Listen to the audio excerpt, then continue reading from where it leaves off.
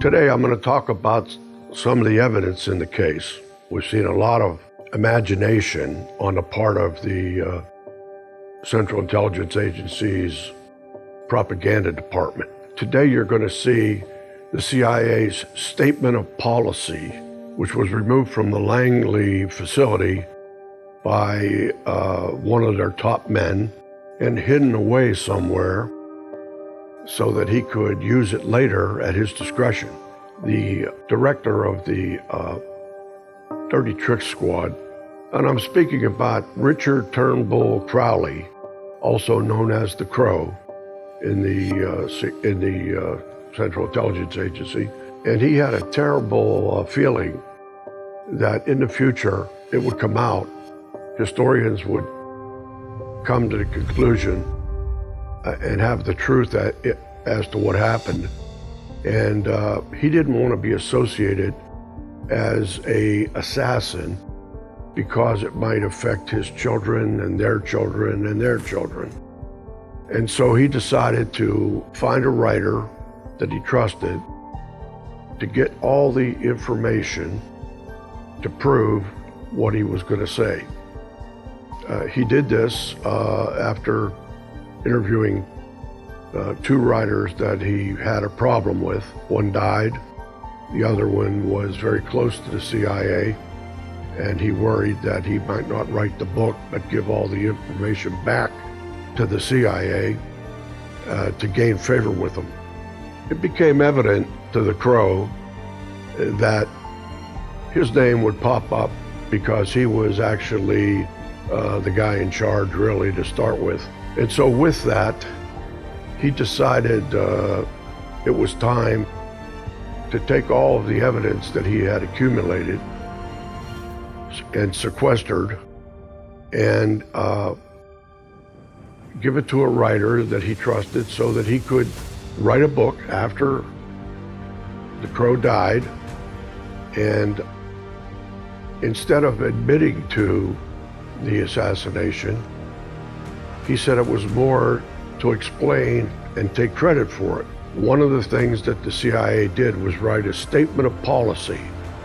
And that statement of policy was probably for anybody that came upon anything that was the truth and wanted to ask the director or somebody at the top, did we actually do this?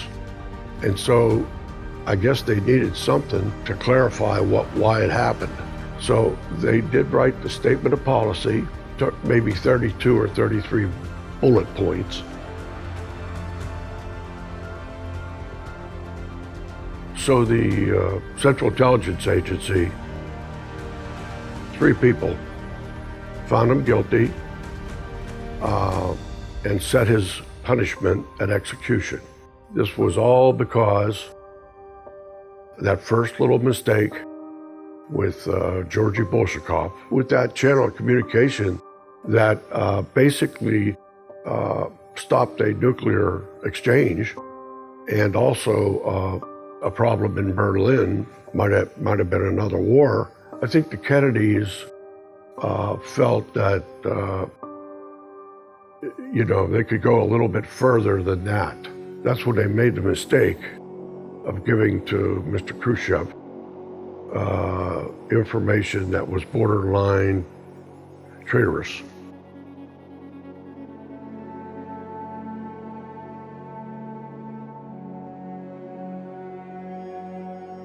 I believe that in order to substantiate their position, and I'm talking about the 3 who made that decision, they are now, that's a selling technique to the rest of the people with the CIA. And of course, as I often mention, the fingerprints of Alan Dulles are on everything. And it would be like him to continue to assuage anybody who was trying to say, let's do something else. And that would have been a very strong point for him.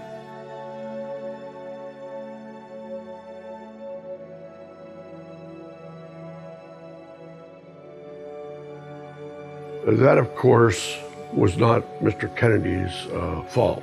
He used his back channel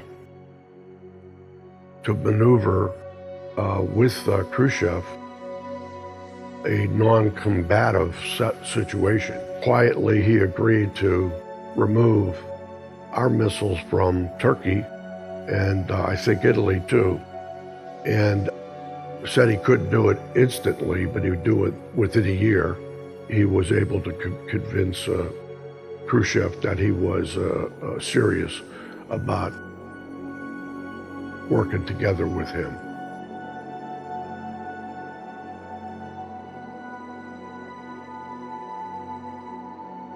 The word protracted should be upsetting to people because that shouldn't enter into consideration with a person's life. The fact that Mr. Kennedy would be running again and would probably be reelected due to his popularity would mean that the actual trial and the results of the trial may not happen until his third year of his second term.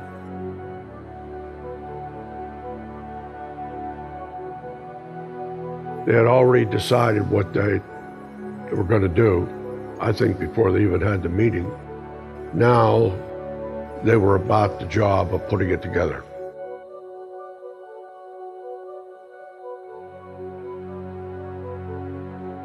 That, of course, would be necessary because they were bringing in assassins from other countries, at least France anyway, and so they needed to have documents.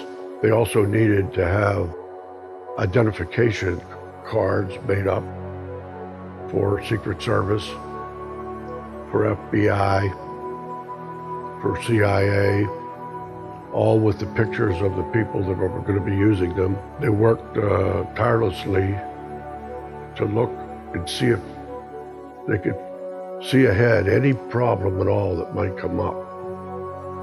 But because they had the cover-up by the FBI, the other agencies, they really weren't afraid. They knew that they could do what they did do, which was to hide it for at least 62 years now.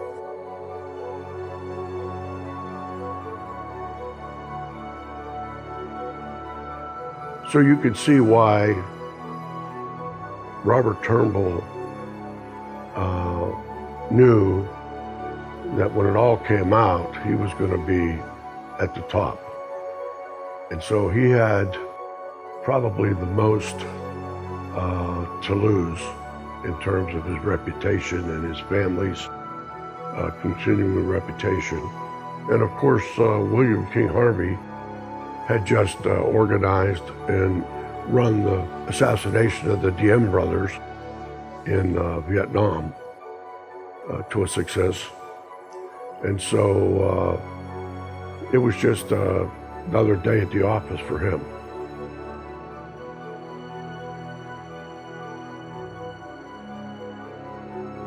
I would have to add to that the Secret Service. The Secret Service were the only agency that had control of the body. And between Parkland and Bethesda,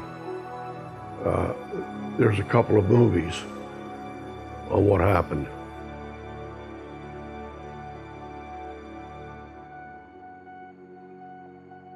The thing about all of those agencies being involved, even if it wasn't direct knowledge, it would have been pretty easy to see what was coming.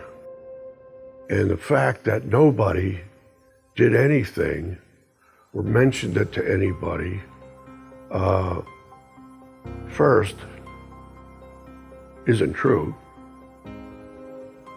because you often hear that people say, well, somebody would have talked. Well, a lot of people talked, There's over 100 people that have talked. Recently, a CIA agent, codenamed Bishop, who was very, very involved in the assassination. He was a handler for Lee Harvey Oswald, who himself was a CIA operative. The two sons of Howard Hunt came out. They filmed him on his deathbed, where he told a lot about the assassination. He himself wasn't involved in the planning, but he was what he called a bench sitter, and he made some payments to people and things like that in Dallas that day.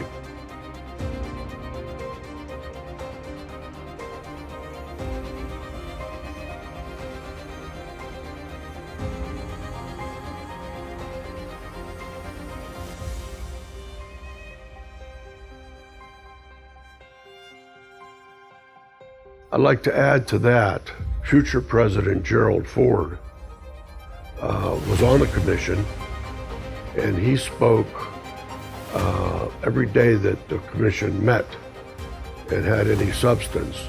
He spoke at that evening with J. Edgar Hoover and told them what had happened and how it might be used in the future.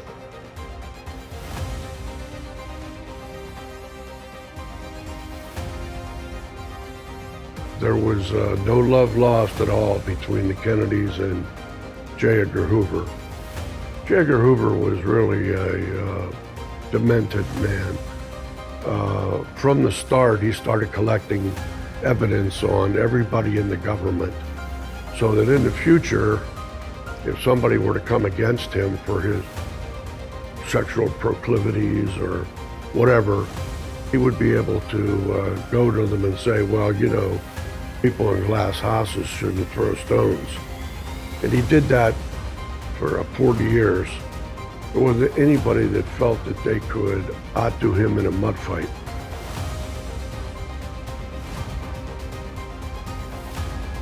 We know from the film and some of the people who were in the area of LBJ's car that prior to the first shot, he jumped and could dive into the back seat, and then made up a story that his Secret Service agent had cautioned him and had been involved in helping to get him out of there.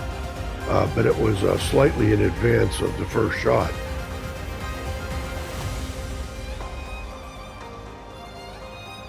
Those two were thick as thieves. If there was anybody in the government more demented than J. Edgar Hoover, it was LBJ.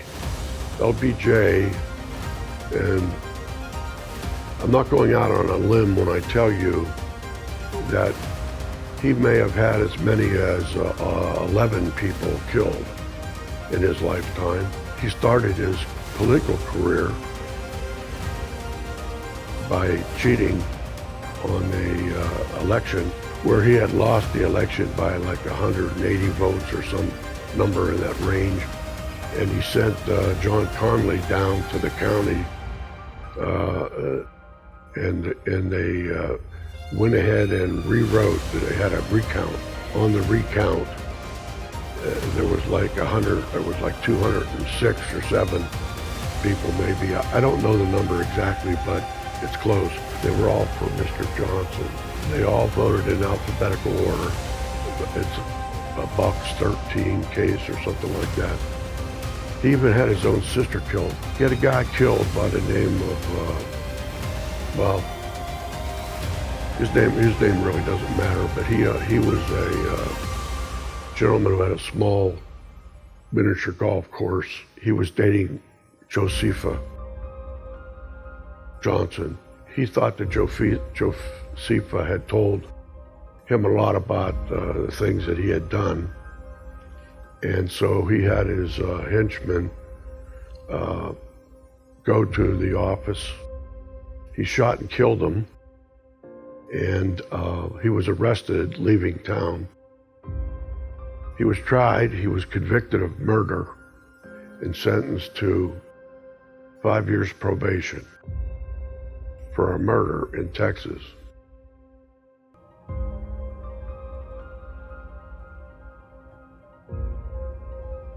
LBJ could send 55,000 boys to their death in Vietnam. And even sitting in that seat in Washington, he was constantly afraid that his own life might be taken.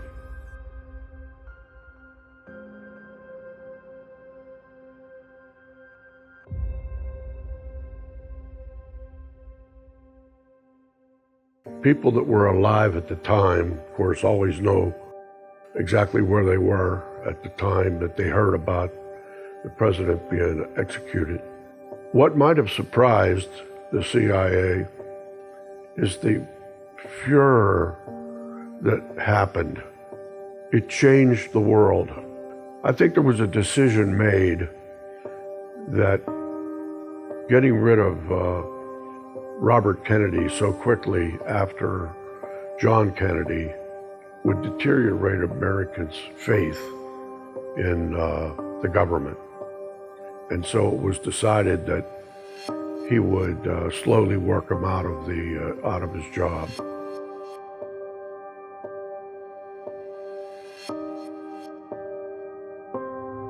This, among other things, gives me thought that there may have been 5 presidents who knew about this in advance. One, of course, is LBJ. One is Richard Nixon, who was at a party the night before where the assassination was discussed. And one was George H.W. Bush, who was in Dallas that day and brought with him his 17-year-old son, W. Bush, pictured now through the exponential development of photography as being in Dealey Plaza looking for his father. His father had been picked up and taken to one of the offices that were looking at people. And once they knew he was a CIA agent, they'd let him go.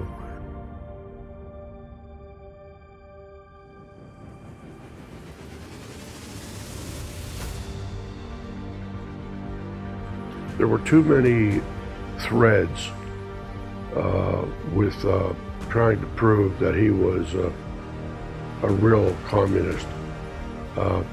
There's the fact that he had been paid with checks from the FBI, canceled checks. There was indications that he had a 201 file with the Central Intelligence Agency. There was acknowledgement that he had been sent from Japan back to the United States to Kitty Hawk, North Carolina, and went through illusionary warfare school, and he went through Russian language school. So it would be very, very difficult with all of that to try to tie the Russians to him.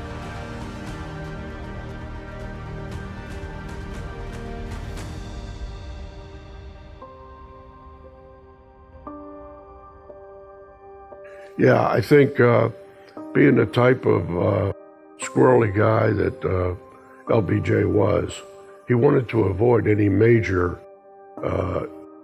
inducements. However, like I said, he didn't mind sending 55,000 young men to die in a war for his buddies in the military-industrial complex.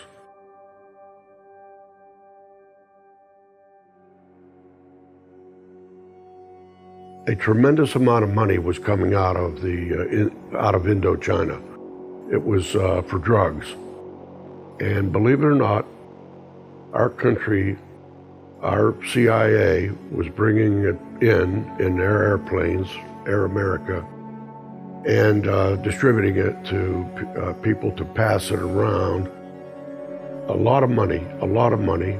That continued on up through the Iran-Contra affair. And the reason that they did that was they needed money for black operations. And the CIA needed it, the Joint Chiefs needed it, but that black money was very, very important.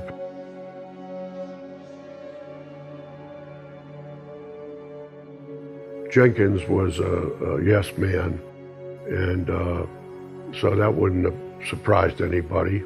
Secretary of Defense, however, I would take that up as he was a pragmatist.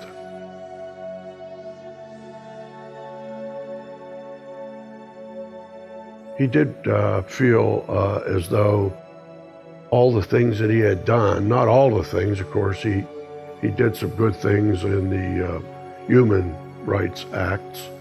However, what he did in Vietnam and what he did personally, when he actually decided not to run and he retired to the ranch, they say that he had to have psychiatric help almost every day and became extremely despondent.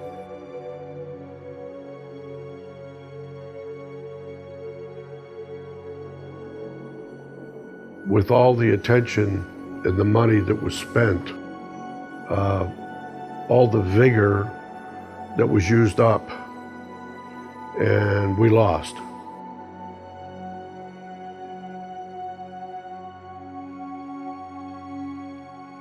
Yes, General de Gaulle met with Director McCone and LBJ while he was here for the funeral.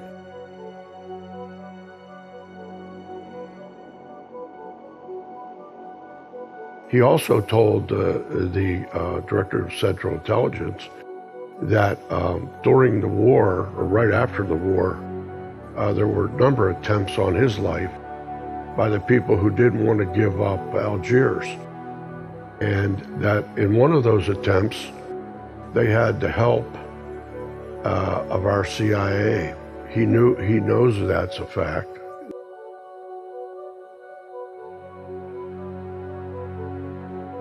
And to their surprise, he told them that his intelligence people told him that the assassins were French. We know that they weren't all French, but we know the French were included. They would consider Corsica French. Antoine Granini was the first guy that the Sam Giancana people had approached through a mafia person over there. He tried to hire an assassin by the name of Christian David. And Christian David, when he found out it was the president, he turned it down. And then they went to Jean Soutre. And Jean Soutre was the badge man and was probably, and I say probably, the headshot. It goes to show that the United States is not the only good intelligence operating country in the world. If you were to look to the Japanese, to the French, to the English, and probably many others, they will agree that Lee Harvey Oswald didn't do anything. Of course, they know the Russians didn't do anything, but the Russians, probably more than anybody, know what the real story is.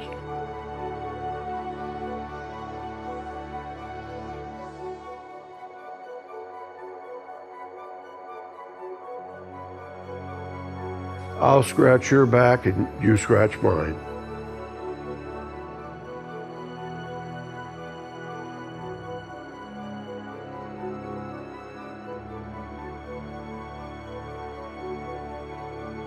Coming to a country who, in all probability, Mr. de Gaulle knew killed their own president, would make him think that, they probably held America maybe at a little too high esteem.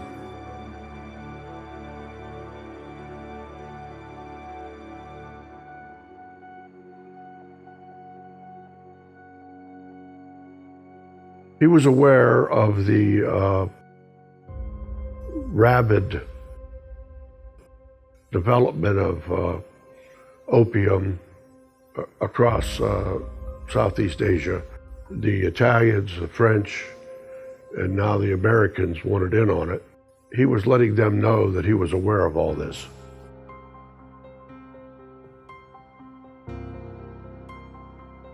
Well, they're telegraphing the fact that they know what is going on.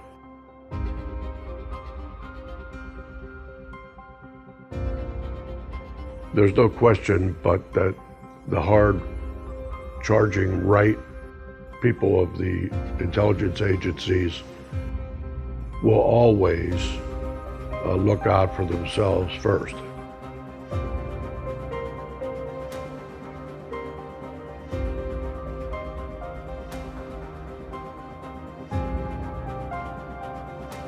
I think that it was evident to the world that a problem in Cuba would always be the hottest topic in the world and might be sufficient to elicit some sort of military response from the Soviet Union.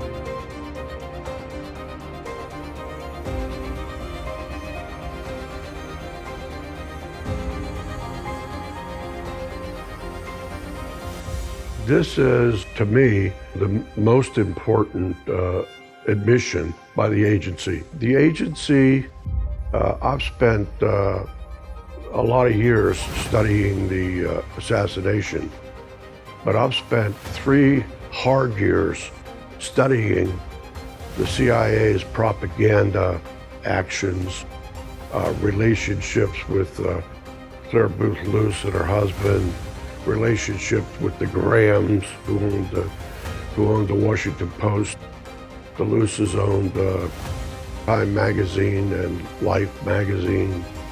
The relationships, even the relationship with the Post.